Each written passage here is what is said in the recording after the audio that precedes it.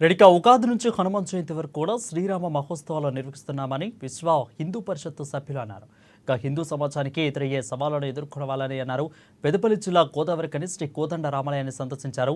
3 రాష్ట్రాల విశ్వ హిందూ పరిషత్ ఇన్ఛార్జి గుమ్మల సత్యం. అధిక యువత మత్తు పదార్థాలకు బానిసలు కావద్దని అన్నారు. మత మార్పిడులను అడ్డుకోవాలని అన్నారు గుమ్మల సత్యం. శ్రీరామ మహోత్సవాలు నిర్వహిస్తూ ఉన్నది. ఈ 15 రోజుల పాటు స్థానిక ప్రజలందరినీ ఒకచోట కూర్చి రాముల వారి యొక్క గుణగణాలను స్మరించుకోవడము, సమాజానికి ఎదురవుతున్న ప్రమాదాల నుంచి ధర్మాన్ని సంస్కృతిని కాపాడడం కోసము ప్రయత్నము చేయాలి అన్నటువంటి ఉద్బోధన చేయడం జరుగుతుంది.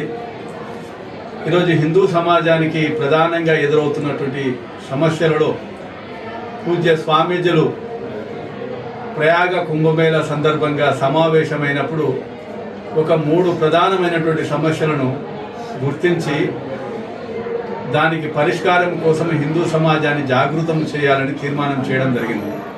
అందులో ఒకటి మన కుటుంబ వ్యవస్థ. ఈ కుటుంబంలోనే తల్లి బడి ఒక బడి లాంటిది. కుటుంబంలో అందే సంస్కారాలను బట్టే పిల్లవాడు